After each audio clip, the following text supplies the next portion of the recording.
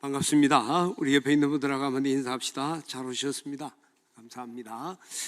오늘 온라인에서 예배하시는 분들도 예배 시간, 여러분들 이 시간 말씀 들을 때 마음을 모으시고 우리가 집중해서 우리가 예배할 수 있기를 부탁을 합니다.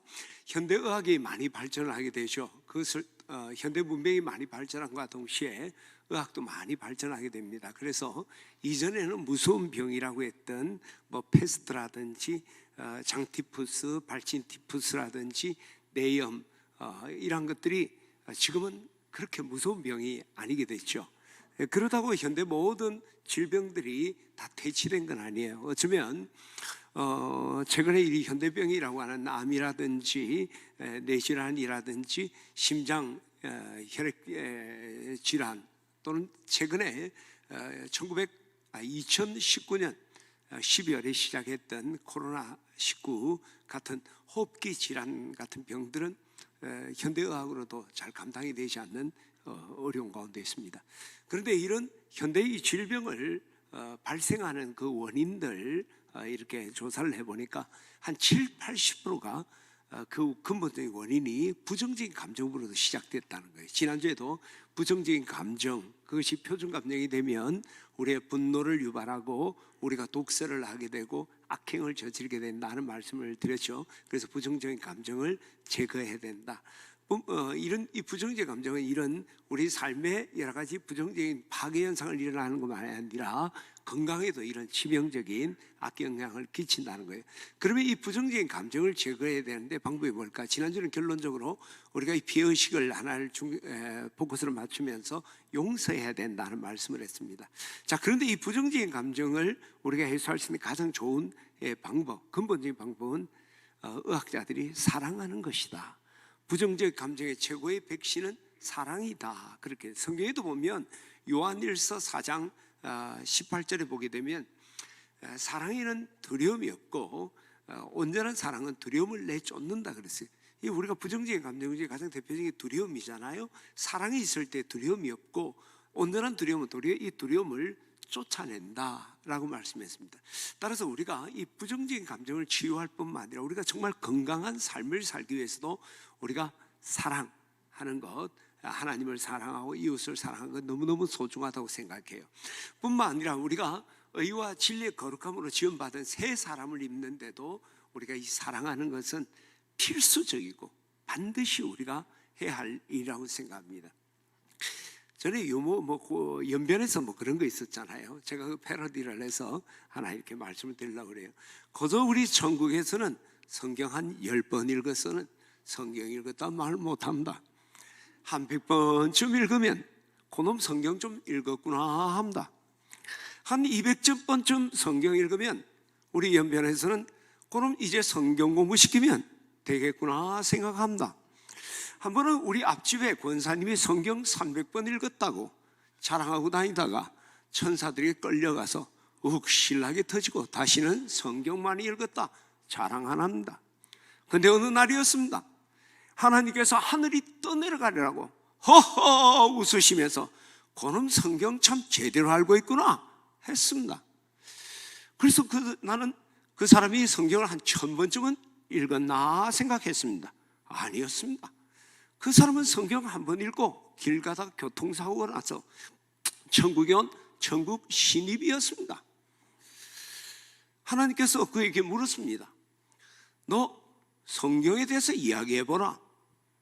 그때 그 천국 신입이 떨리는 말로 말했습니다.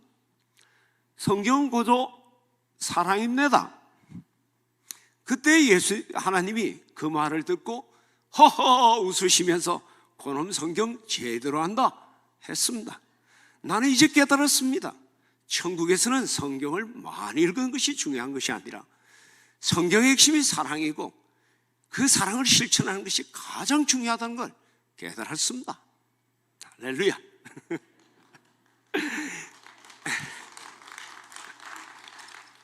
삼부교회는 수준이 있네. 일부교회는 신경질 내는 표정으로 나를 바라봐서 그 일부에 잠도 안 깼는데 내가 얼마나 당황스러운. 중요한 것은 성경의 핵심이 뭐냐는 거죠. 그것은 바로 사랑이다. 여러분 이 코바디스에 보게 되면 비니키우스와 바울이 대화하는 내용이 나옵니다.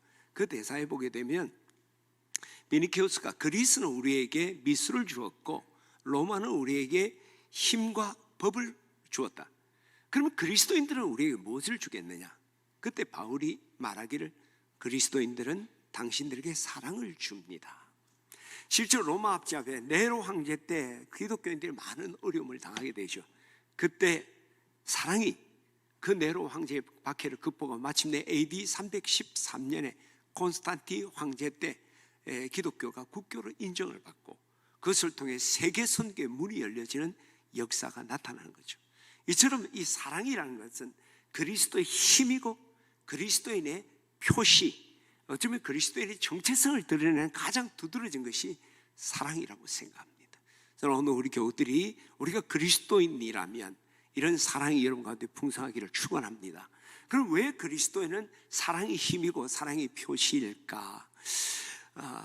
그리스도의 사랑을 해야 되는 중요한 이유는요, 우리가 닮아야 될 모범인 하나님이 사랑이시기 때문에. 오늘 1절에 보면 우리 1절 같이 한번 볼까요? 그러므로 자 1절 에베소서 5장 1절입니다. 시작.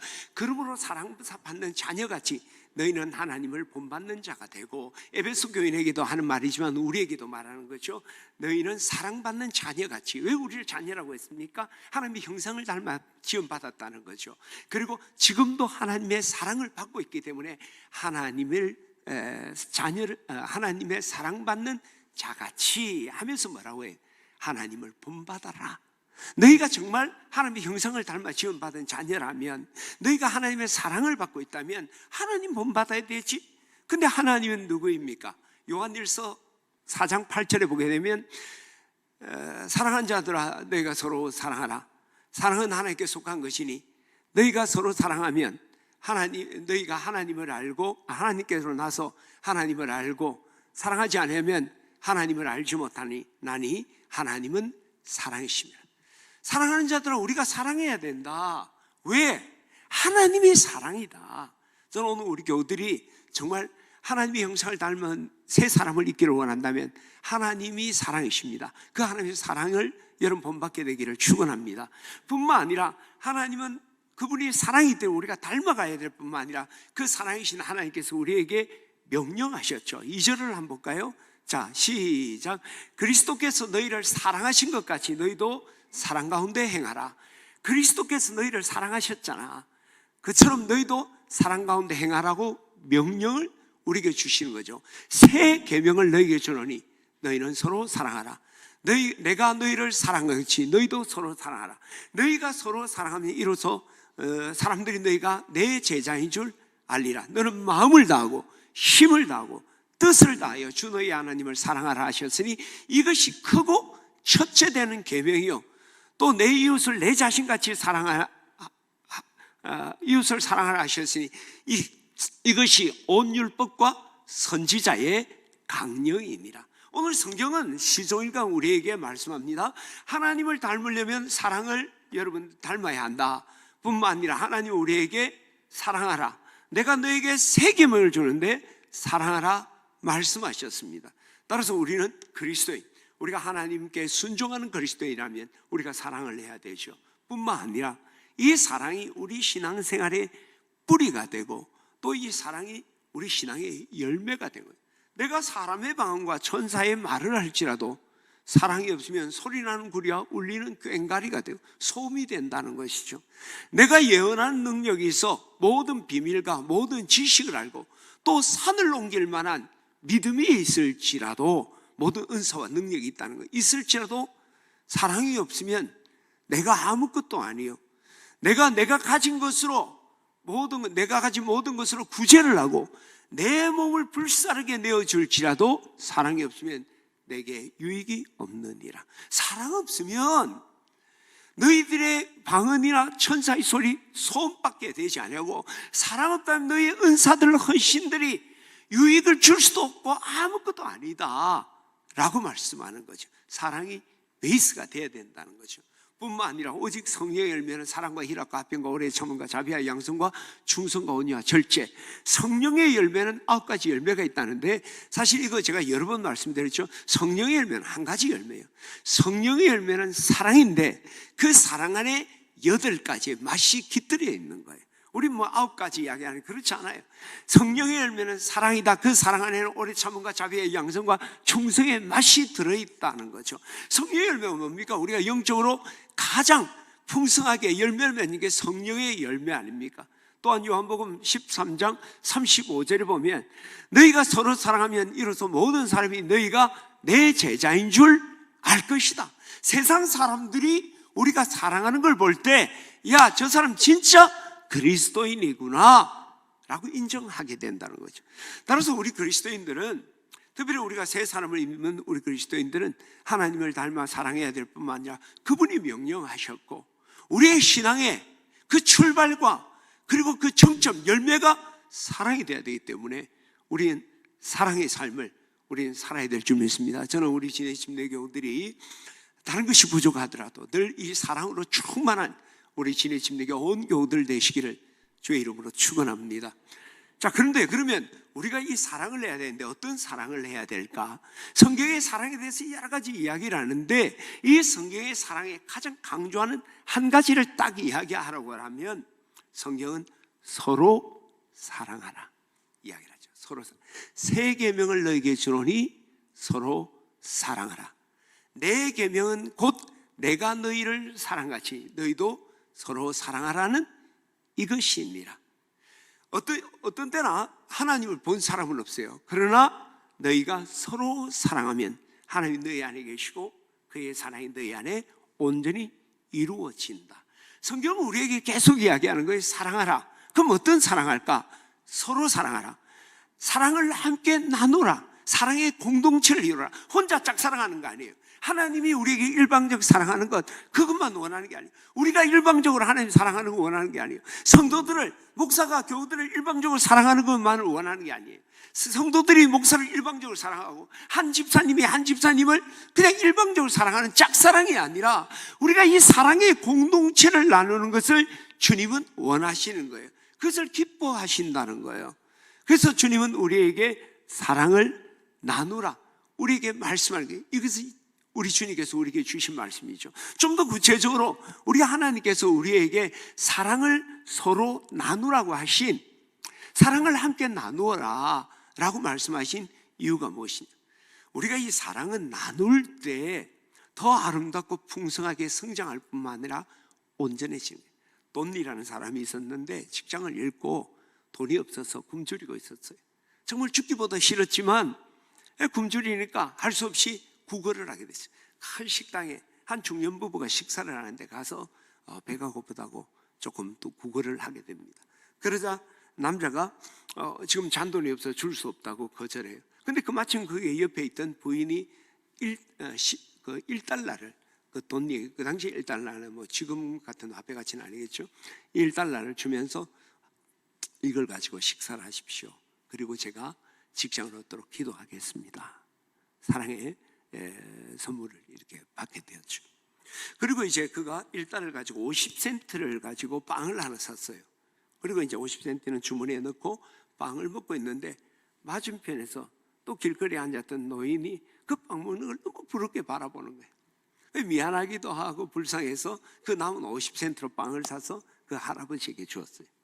그 할아버지가 빵을 먹다가 갑자기 그 먹던 빵을 종이에 싸서 또 옆에 있는 신문을 파는 가난한 소년이 지쳐서 앉아있는 데 가서 그 빵을 주는 거예요. 그래서 그 소년이 감사합니다 하면서 그 빵을 맛있게 먹는 거예요. 근데 그 옆에 길 잃은 한 개가 그 소년 옆에 왔어요. 그러니까 그 소년이 그 빵을 조금 떼어준 거예요. 그리고 이제 이 소년도 빵을 먹었으니까 힘을 얻고 신문을 팔러 가고, 노인도 이제 빵을 먹고 조금 힘을 얻고 이제 일감을 찾으러 갔어요. 이제 남은 것은 돈니와 그 길 잃은 개만 있어요. 돈니가 이 개를 좀 주인을 찾아줘야 될 텐데 어떨까 보니까 목에 이름표가 있는 거예요. 이제 주소가 있는 거죠. 그 개를 찾아서 개를 주인에게 돌려줬어요. 그래서 주인이 감사하다고 사례금으로 10달러를 주는 거예요. 그러면서 또 이 사람이 너무 신실해 보이는 거예요. 걔를 찾아줄 정도로 성실해서 자기 직장에 취직을 시켰다는 거예요. 여러분, 이 한 사건이 우리에게 보여주는 게 뭐예요? 만약 이 신사가 돈을 가난한 사람에게 사랑을 나누지 못했다면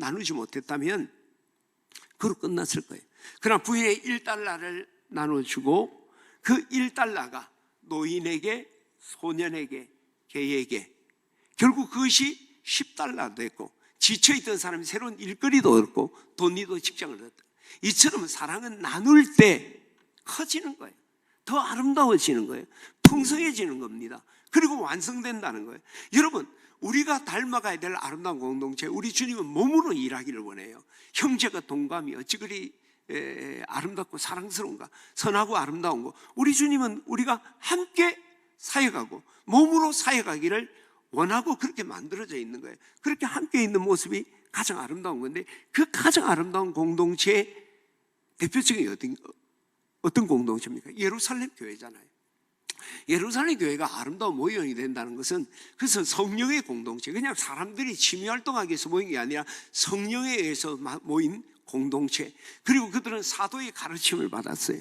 그래서 철저히 훈련된 아름다운 공동체, 더더욱이 그 공동체는 사랑의 공동체, 사랑이 철저히 흘러넘쳐.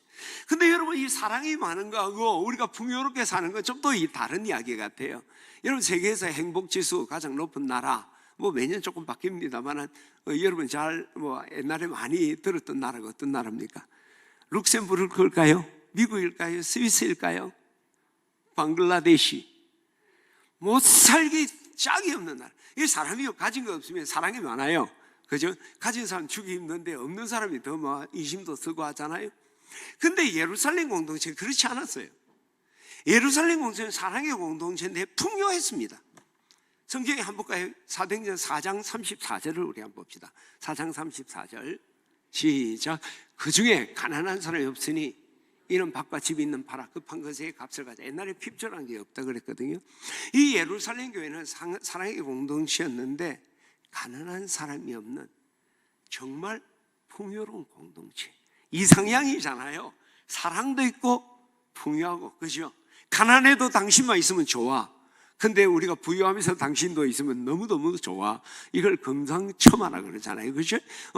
그게 예루살렘 공동체. 근데 예루살렘 공동체가 이런 멋진 사랑의 공동체를 이룬 비결이 뭐냐는 거예요. 이게 사도행전 2장 45절 우리 같이 한번 볼까요? 이제 시작.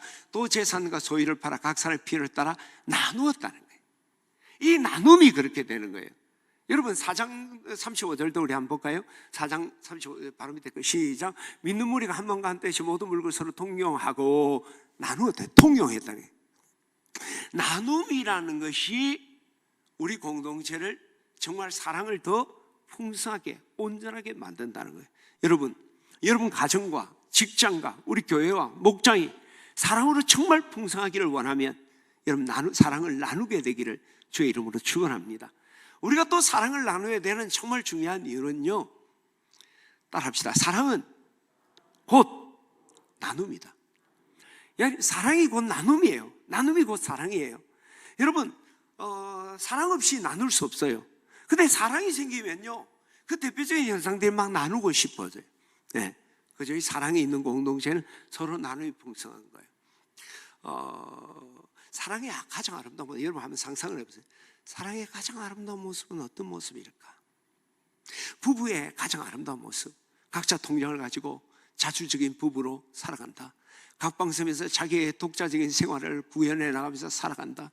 아니면 함께 침상에 있고 함께 식탁에 앉아있고, 어떤 게 정말 사랑의 모습이라고 생각을 합니까? 여러분, 사랑의 가장 아름다운 모습은요, 함께 사랑을 나누는 모습이 아닐까요? 미국의 라이프지 잡지에 한 번은 한 컷의 사진이 게재됐습니다. 그리고 그 밑에 주제는 뭐냐면 가장 아름다운 사랑, 그렇게 소개해요. 정말 아름다운 사랑을 나눠서. 그런데 그 사진에 나온 주인공이 누구냐면 할아버지 할머니가 이렇게 있는 모습, 탁자에 앉아 있는 모습이었어요. 허름하고 그렇게 잘생긴 것도 아니고, 근데 정말 세상에 가장 아름다운 사랑이라는 거예요. 그 배경이 뭐냐면 이 라이프지 기자가 한 번은 영국에 왔는데 늦은 아침을 그 지하철 승합장에 있는 그 간이식당에서 식사를 하게 됐어요. 식사를 하는데 허름한 한 노부부가 식당에 들어오는 거예요. 그리고 자리에 앉더니 할아버지는 비스켓, 큰 비스켓을 시키고 할머니는 차 한 잔을 시켰어요. 그리고 기다리다가 이제 주문한 것이 나오니까 할아버지가 비스켓을 먹고 또 할머니는 차를 마시고, 그 먹다가 할아버지가 비스켓을 한 반쯤 먹었을 때 그 비스켓을 할머니한테 건네주는 거예요. 그러니까 할머니는 자기가 마시던 차를 할아버지, 그리고 할아버지가 자기 틀니를 뽑아요. 그리고 그 틀니를 휴지로 닦더니 할머니한테 줘요. 그래서 할머니가 그 틀니를 꽂고 그 비스켓을 먹고 할아버지는 그 차를 먹어요.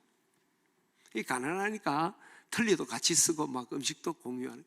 근데 그 기자의 눈에는 이게 세상의 가장 아름다운 모습이다. 이게 진정 사랑이 아닌가. 하나님도 그것을 가장 아름답게 보시고 그것이 진정한 사랑이라고 생각해요. 저는 오늘 우리 교우들이 정말 우리가 이 사랑, 정말 서로 사랑하는 것, 그걸 하려면 우리가 정말 나눔이, 그게 사랑이에요. 그래서 이 나눔이 곧 참 사랑이에요. 나눔이 곧 참 사랑. 그것을 하나님이 기뻐하시고 축복하고 우리 하나님이 원하시는. 우리 찬양 하나 할까요? 사랑이 있는 곳, 나눔이, 그렇지? 사랑의 나눔이 있는 곳에. 네, 저 앞에 보면서 가사 생각하면 사랑의 나눔 있는 곳에 하나님께서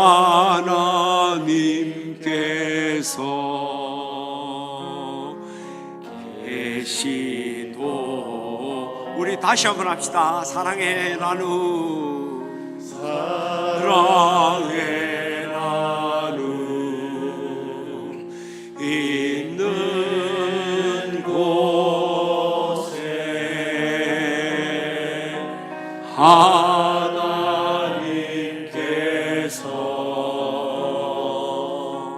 계시도다.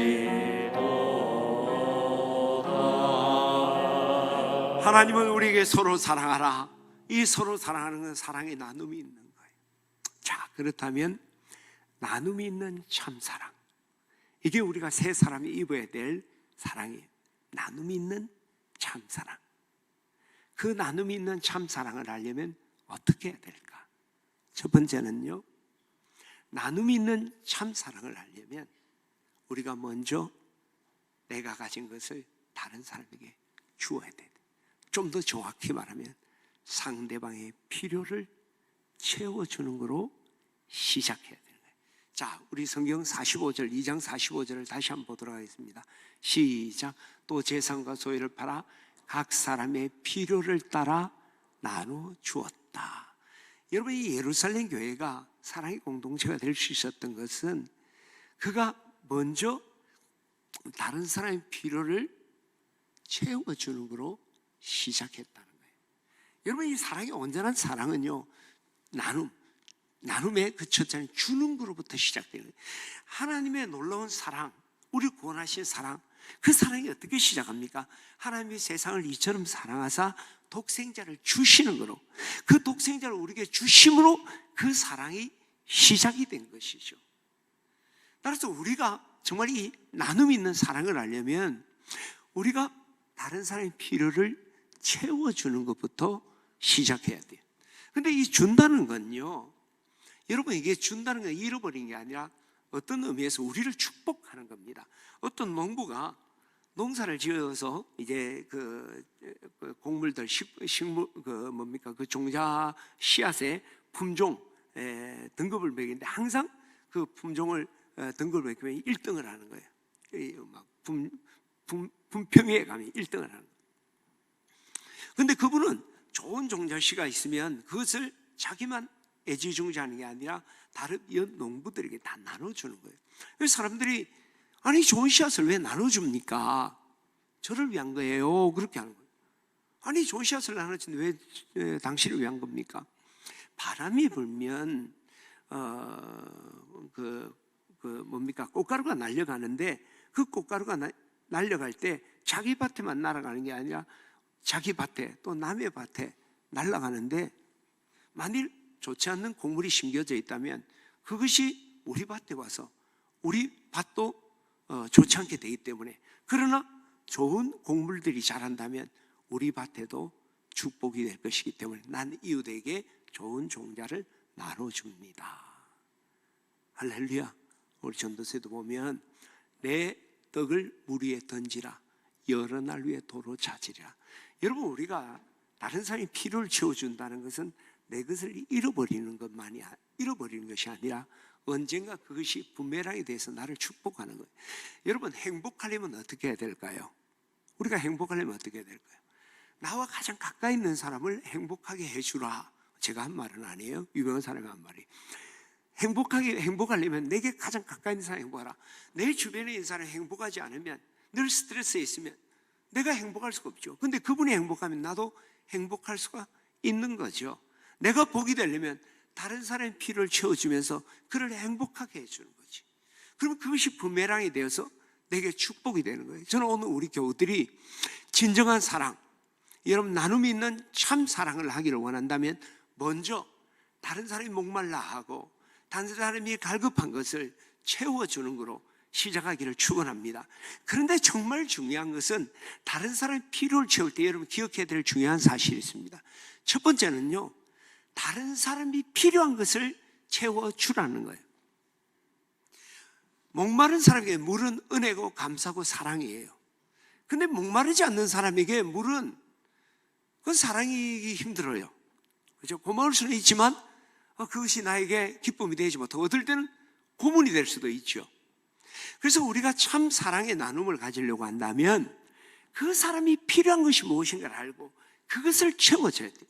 근데 많은 분들이 우리가 내가 주고 싶은 거, 내가 줄 수 있는 거, 내가 줘야 되겠다는 거, 사람을 보면 저 사람 이거 필요해, 이거 내가 줄 거 있어, 내가 저거 주고 싶어, 그건 참 사랑이 아니에요. 진정한 사랑은 그 사람이 목말라하는 것이 뭔가를 알고 그것을 채워주는 것으로 시작하는 거예요. 할렐루야. 저는 오늘 우리 교우들이 나눔이 있는 참 사랑을 정말 하려고 한다면 여러분이 다른 사람 필요를 채워야 돼요. 근데 그러기 위해서 먼저 다른 사람의 필요를 알고 그것을 채워주는 우리 교우들 되기를 주의 이름으로 축원합니다. 두 번째 우리가 기억해야 될 것은, 자, 그것을 채워주려고 하는데 어떤 걸 줘야 될까? 우리의 남는 것, 자투리를 주고 또 쓸모없는 것 아니에요. 내게도 소중하고 내게도 필요한 것이라 하죠. 필요한 거지만 그 사람에게 필요하다면 그것을 나눠주는 거예요. 할렐루야. 여러분, 자, 오늘 본문 한번 봅시다. 다시 한번 우리 45절로 한번 갑시다. 오늘 본문 아니죠. 사도행전 2장 4, 시작. 또 재산과 소유를 팔아 각 사람의 필요를 따라 나눠줬다. 자, 예루살렘 교회는 각 사람의 필요를 보고 채워준 거예요. 근데 그 필요를 채워준 그 자본, 재료가 뭡니까? 자기 재산과 소유예요. 여러분, 이 예루살렘 교회가 아무리 사랑의 공동체라 하더라도 그 재산과 소유가 자신에게 불필요한 거였을까요? 소중하지 않았을까요? 소중했습니다. 자기에게도 소중한 거예요. 그렇잖아요? 그 재산, 소유, 내게도 필요해요. 소중했어요. 그러나 상대방이 더 긴급하고 더 절실하게 필요하니까 기꺼이 내준 거예요. 오병이의 기적 잘 알죠? 소년이 안드레에게 오병이어를 주니까 예수님이 그걸 통해 물고기 5개와 보리떡 2개, 보리떡 5개와 물고기 2마리로 5,000명을 먹였던 사건이잖아요. 자, 그러면 이 소년에게 오병이어 필요 없었을까요? 소중하지 않았을까요? 아니에요. 이 소년에게는 많은 사람들에게 별 볼일 없어 보이지만은 이 소년에게는 그날 끼니를 때울 정말 소중하고 필요한 거였습니다. 그러나 예수님이 더 필요로 하시니까 기꺼이 내어준 거예요. 나보다 더 절실하고 긴급하니까. 선한 사마리아인 비유 여러분 잘 아시잖아요. 강도 만난 자에게 서만한 사마리아인이 시간을 내어주고 기름과 포도주를 부어주고 돈도 투자했어요. 이 선한 사마리아인이 자기에게 시간이 많이 남았습니까? 아니에요.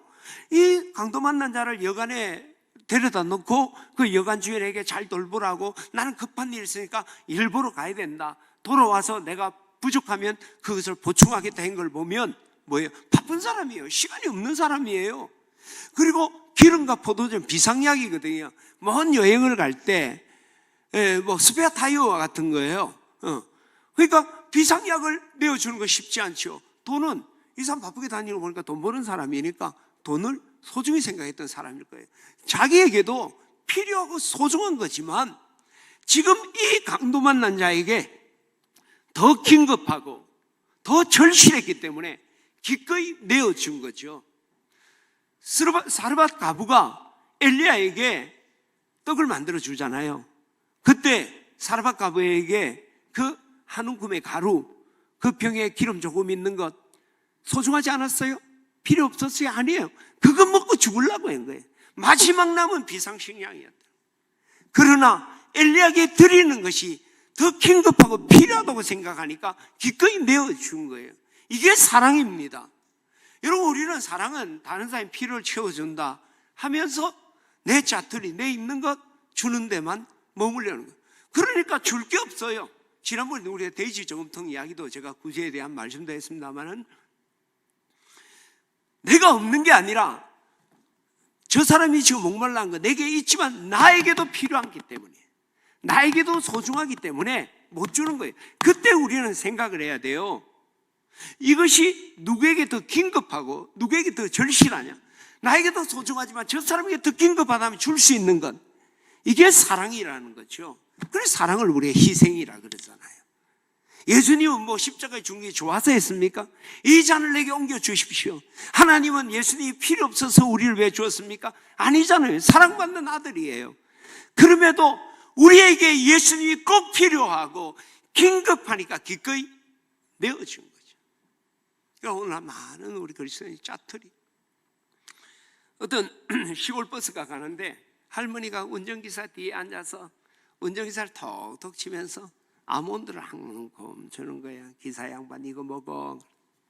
너무 감사합니다 하고 먹었어. 그 조그만 데도 툭툭 치는 거야. 기사 양반 이거 먹어. 아, 이거 할머니 드세요. 네, 이거 이제 됐습니다. 할머니 드세요 하니까 나는 그거 못 먹어. 이러고. 할머니 그러면 못 먹는 거 왜 샀어요? 그러니까 내가 아몬드 초콜릿은 빨고 그 콩은 당신에게 주는 거야. 이게 웃을 일 같습니까? 우리가 오늘날 사랑을 나눈다 할 때 저를 보면 저도 뭐 예외 아니에요. 다른 사람 필요를 먼저 주목하고 그의 필요를 채우는 것보다 내게 남는 것 어떻게 처분할까, 그러면서 마음의 위안을 삼는, 그건 사랑은 아니에요. 나쁜 일은 아니에요. 안 하는 것보다 훨씬 나아요. 그러나 이제 우리가 정말 나눔 있는 진짜 사랑, 예수님이 보여준 사랑, 새 사람의 사랑을 알려면 내게도 소중하지만 필요하지만 그것이 더 긴급한 사람에서 기꺼이 내어주는 그런 사랑을 하기를 주의 이름으로 축원합니다. 그런데 그때 이들은 어땠습니까?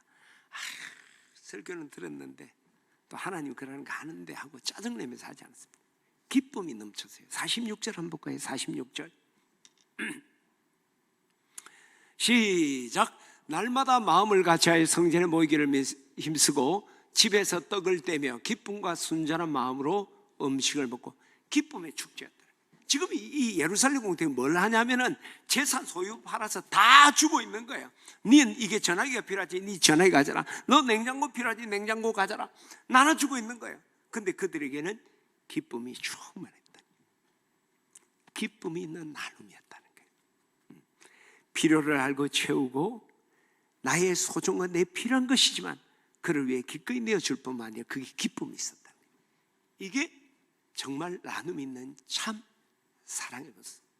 우리 수경자매 결혼해야 되잖아, 그치? 안 할 거야? 처녀 때는 난 결혼 안 한다 이야기를 해. 결혼. 내가 그 사람을 사랑하는지 안 하는지 어떻게 알 수 있을까? 우리 아들이 이렇게 학교 다닐 때 내한테 한 번 이야기해요. 아빠, 내가 누구를 좋아하는데 이게 사랑인지를 모르겠다는 거예요. 내가 맨날 사랑하는 사람하고 결혼해야 되는데 그 이야기를 하도 하니까 내가 좋아하는 것 같은데 이게 사랑인지 지금 헷갈리게 좋아하는 거, 이 사랑의 경계선에서 내가 이게 사랑하는 건지 모르겠다 하고 내가 질문했어요. 여러분, 그걸 어떻게 알 수 있을까요? 저 사람이 나를 진짜 사랑하는지, 내가 그 사람을 진짜 사랑하는지. 진짜 사랑하는 사람은요, 주고 또 주어도 아깝지가 않아요. 근데 주는데 뭔가 아깝다. 여러분, 수경자매가 이제 결혼할 때 이제 총각 만나가 데이트를 하는데 걔가 자꾸 돈 아끼고 이러면 하지 마. 멀쩡하게 뭐 죽도록 사랑해도 사람 결혼하고 나면 죽이고 싶도록 미워지는데 그래갖고는 하면 안 돼. 사랑은 과소비야. 사랑하면 다 주고 싶어. 정말 말 그대로 뭐 속되면 내 장기를 떼달라 하더라도 다 주고 싶은 것이 그게 사랑이에요. 그게 있으면 사랑하는 거예요. 그리고 오늘 예루살렘 교회는 기쁨이 있었다는 거예요. 주고 싶었다는 거예요. 노르에도 애지 욕기생이란 말이 있어요. 사랑하면 상대방이 살기를 바란다, 잘 되기를 바란다, 축복되기를 바란다, 더 행복하기를 바란다. 애지 욕기생이라. 그렇잖아요. 그게 사랑이에요. 저는 오늘 우리 진해침대 교우들이 정말 이 사랑, 나눔 있는 사랑 하려면 먼저 여러분 상대방의 필요를 아시고 그걸 채워주는데, 근데 주려고 하니까 내게도 소중해, 필요해. 그때 생각해서 무조건 주는 건 아니에요. 그렇게 예수님이 그렇게 하지만 우리 뭐 그까지 수준은 안 돼. 우리가 그런데 내가 더 긴급하고 필요하다면 할 수 없죠. 그러나 상대방이 나보다 더 긴급하고 필요하다면 기꺼이 내어주는 기쁨으로. 그런 우리 진해침대 교우들 되기를 축원합니다. 아멘. 우리 오늘 여러분 부부간에 한번 시작해 보세요. 자식하고 엄마가 자식한테 그렇게 하는 것 같아. 내가 생각해 보니까 남편한테는 그렇게 안 하는 것 같아. 그거로부터 시작해 보세요. 그게 정말 서로 사랑하는, 나눔이 있는 사랑이에요. 참 사랑이에요. 두 번째는요, 나눔이라는 것, 참 사랑은 주는 것만이 아니라 받는 거예요. 받을 줄도 알아야 된다는 거죠. 다른 사람의 은혜와 사랑과 도움을 기쁘게 받는 것, 이것이 나눔 있는 참 사랑을 완성시키는 거예요. 예루살렘 교회에, 여러분 다시 한번 성경을 한번 보세요. 예루살렘 교회로 한번 돌아가 봅시다. 32절입니다. 32절 같이 한번 읽어볼까요? 시작. 믿는 무리가 한 마음과 한 뜻이 되어 모든 물건을 서로 통용하고 자기 재물을 조금이라도 자기 것이라 하는 이가 하나도 없더라. 자기 것이라 하지 않고 줬을 뿐만 아니라 통용했다는 건 뭡니까? give and take죠, 그죠? take, give, 주고 받는 거예요. 마치 예수님께서 제후의 만찬을 하실 때 떡을 떼어 제자들에게 줄 때 제자들이 기쁨으로 받는 것처럼 우리가 이 다른 사람이 내게 베푸는 호의, 사랑, 도움을 기쁘게 받을 줄 알아요. 이것이 진정한 사랑을 완성시킨다는 것이죠. 여러분, 하나님께서 우리를 사랑하실 때 자기 아들을 주심으로 사랑을 시작하셨습니다. 그런데 하나님이 그 놀라운 사랑을 우리에게 베푼다 할지라도 우리가 그 사랑을 받지 않는다면 이 사랑은 완성되지 않잖아요. 하나님이 세상을 이처럼 사랑하사 독생자를 주셨는데 그 독생자 예수를 받는 것 믿지 않으면 우리는 그 영생의 구원에 들어갈 수 없어요. 자기 땅에 오매 자기 백성이 영접하지 아니하더니 영접하는 자 곧 그 이름을 믿는 자들에게는 하나님의 자녀가 되는 권세를 주셨으니. 여러분, 우리 주님께서 이 예루살렘 이스라엘 가운데 오셨지만 이스라엘 백성들은 그 선물을 하나님이 주셨음에도 거절했습니다. 그래서 그 하나님의 사랑 계획은 숲으로 돌아간 거예요. 그러나 이방인들에게 오늘 우리에게 말씀한 거예요. 그 예수님의 선물, 사랑을 주신 걸 내가 받으면 그 사랑이 완성된다. 할렐루야. 오늘 이것은 우리 하나님과 나와의 관계, 또 이웃과의 관계에서 그대로 적용되는 거죠. 주는 것만이 아니라 내가 받을 때 이 나눔, 사랑의 공동체가 완성이 될 수가 있다는 거죠. 여러분, 이 사랑은요, 우리가 받아본 사람이 받을 때 사랑을 할 수가 있어요. 사랑은 물과 같아요. 따라합시다. 사랑은 물과 같아. 물은 흘러와야 흘러보낼 수 있는 거예요. 물론 흘러오지 않는데 펌프질해서 뽑아낼 수 있습니다. 그런데 그것은 구정물이고 흙탕물 돼요. 마찬가지로 사랑을 받아보지 않는 사람은요, 받아본 적이 없기 때문에 사랑할 줄도 모르고 사랑할 힘도 없어요. 근데 의지적으로 사랑을 받아보지 못한 분들이 사랑을 하려고 노력을 해요. 나는 사랑을 받지 못했으니까 나는 이제 내 자식은 사랑하리라, 막 그렇게 노력을 해요. 그건 선행은 될 수 있지만 참 사랑이 되기 힘들어요. 여러분, 선행과 사랑은 또 달라요. 사랑은 감동이 있고 기쁨이 있는, 감정의 울림이 있는 거예요. 받아보지 않는 사람은 참 안 된다기보다는 참 하기가 힘들어요. 어릴 때부터 사랑을 이렇게, 할아버지 할머니 이렇게 사랑을 받은 사람들은요, 뭔가 이렇게 풍성하게 사랑, 어떨 때는 좀 버릇이 없는 것 같아도 좀 풍성하게 있는 거예요. 받아봤기 때문에 다른 사람에 대해 여유가 있는 거예요. 근데 받지 않으면 내가 억지로 선행으로는 할 수 있지만 참 사랑의 열매를 맺기가 참 힘이 들어요. 근데 오늘날 많은 이들이 이 사랑을 주는 것보다 받는데 참 인색해요. 나는 신세지고 살지 않는다, 내가 뭐 거지가 얻어먹게, 그런 분들 참 많이 계시죠. 그 참 바보 같은 일이에요. 여러분, 인생이라는 것은요, 은혜를 베풀고 신세지고 패기치고 살아가는 거예요. 저도 철없을 때는요, 내가 목회를 한번 제대로 한번 멋지게 하고 한다, 그런 생각이에요. 우리 집사람하고 내가 결혼하면 우리 가정에 목사님들이 뭐 병 걸리고 아프면 교회 어려움을 주잖아요. 딱 얘기하세요. 우리는 아프지 말고 죽자. 죽어보면 깨끗하잖아요. 요즘은 절대 그래. 길이길이 병치료하면 살자. 근데 그때는 그게 내가 교회에 내가 뭔가를 베풀고 끼치는 거지, 내가 뭐 기대서 살지 않는다, 뭐 이제 이런 생각을 한 거죠. 근데 그렇게 살 수 있는 게 아니에요. 그것은 바보 같은 거예요. 우리 신세지고 신세 베풀고 사는 거지. 어떤 자매가 교회 이제 다른 곳으로 발령이나 떠나면서 저한테 예쁜 편지를 2장을 썼어. 그래서 그 가운데 이제 제가 신세지고 좀 살아야 합니다, 이 이야기 자주 했잖아요. 그 이야기를 썼더라고. 이제 가면 제가 은혜도 베풀지만 다른 사람한테 패기치면서 길이길이 살겠습니다, 그런 내용을 이렇게 예쁘게 써서 참 그거 읽으면서 내가 마음이 훈훈해졌는데, 여러분, 사랑을 베풀면서 하는 것도 참 소중하지만 받을 줄 아는 것, 적당히 신세를 끼치면서 사는 것, 배를 끼치고 사는 것도, 그게 인생을 건강하게 살아가는 거예요. 만일 그렇지 않으면 앞에서 이야기했지만 사랑받아, 성경에도 고린도후서에도 있잖아요.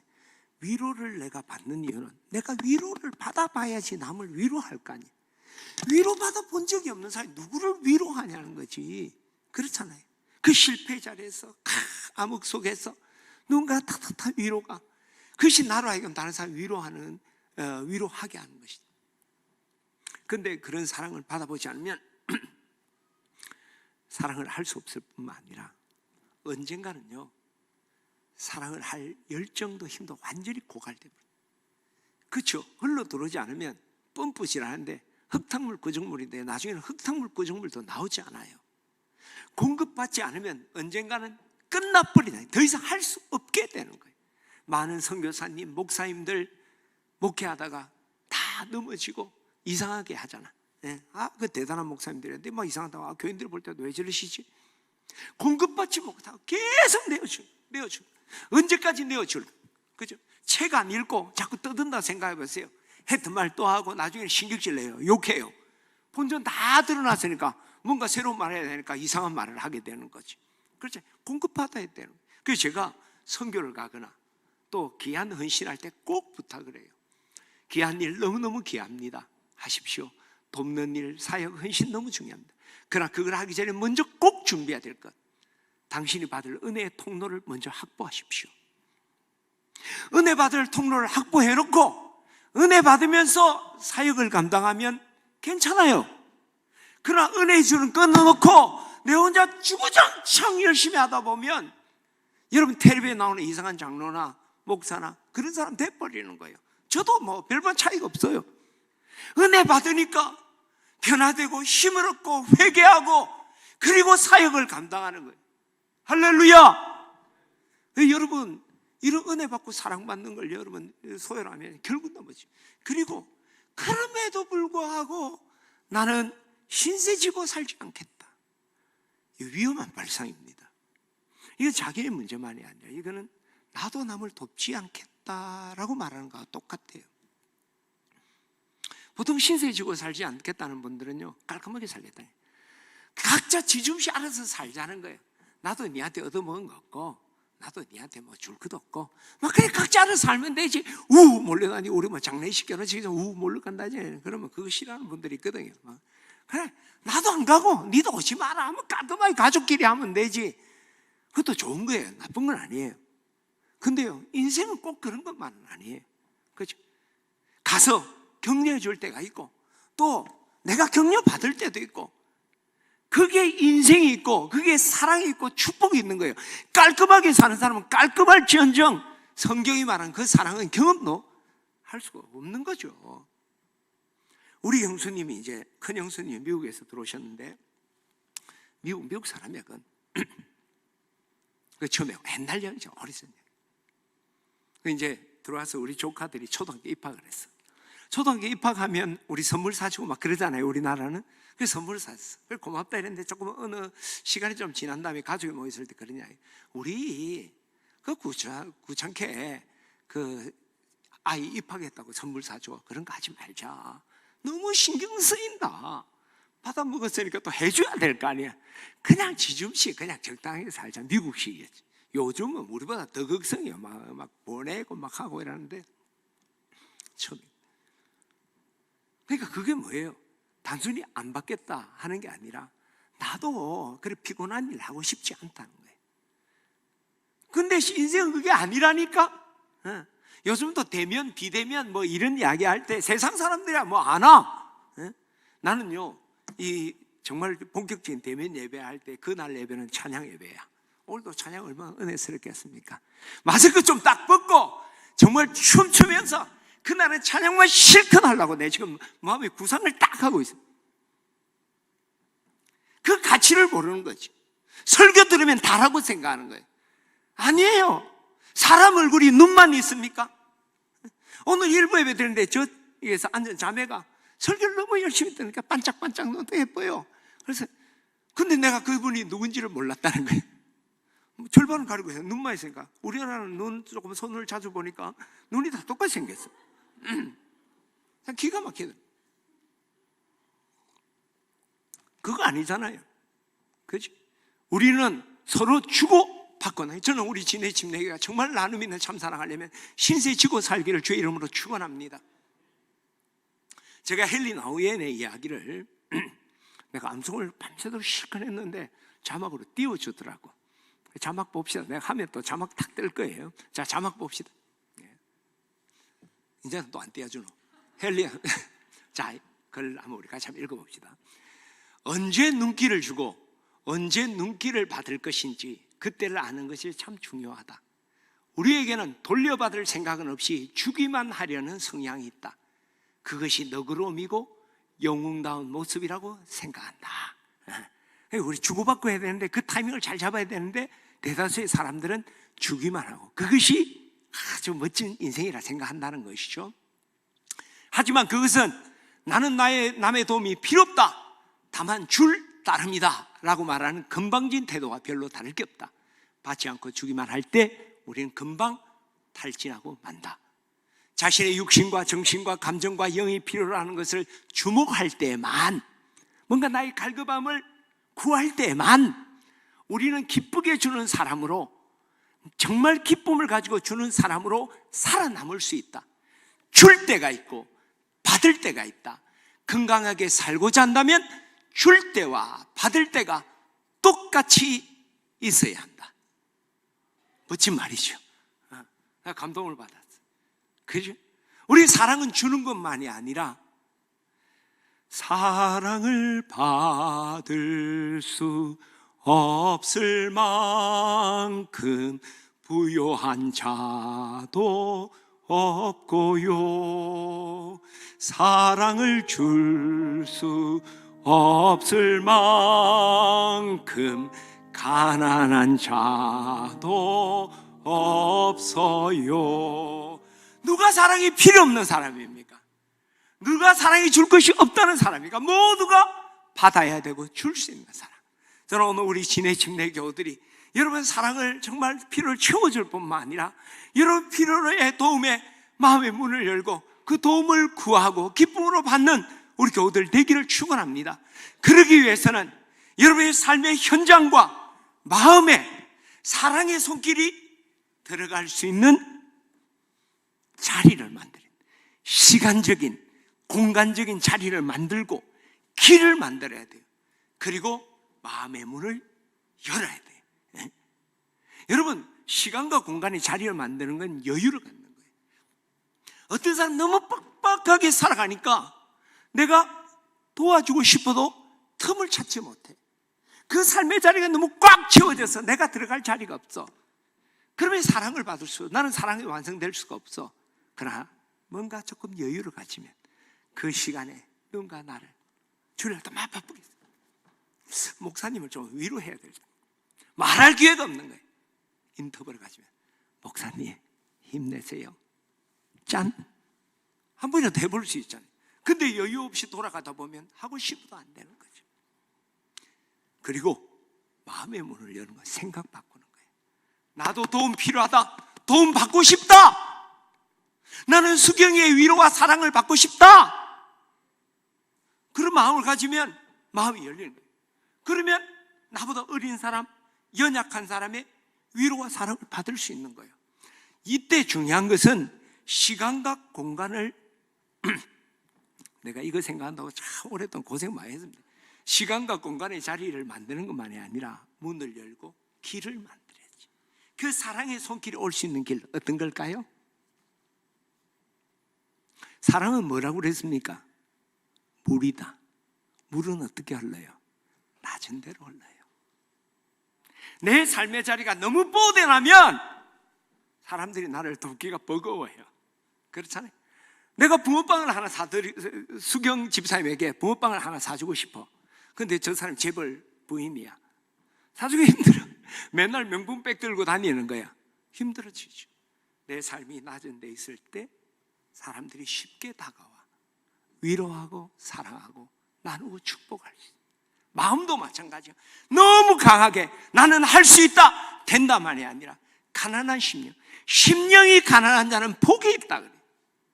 너무 할렐루야 코로나가 무섭나? 그러면서 벌벌 떨고 있는 거야. 아무도 나를 위로해 주지 않아. 그러나 하나님 힘들어요. 코로나 이기겠지만 내가 너무 버거워요. 내 앞에 너무 무거운 짐이 있어요. 그때 조그만 아이도 목사님 힘내요 라고 할 수 있는 거예요. 그들이 사랑받는 길을 만든 사람. 할렐루야. 이걸 계속 이야기하면 너무 길어지니까 여러분 오늘 집에 가서 생각을 하세요. 사랑의 손길이 들어앉을 시간의 자리, 공간의 자리, 그 사랑이 들어올 수 있는 길을 만들고 마음의 문을 활짝 열려면 어떻게 해야 될까? 그렇게 여러분들이 사랑받는 그릇이 되는 우리 진해집 내 모든 교우들 되시기를 주의 이름으로 축원합니다.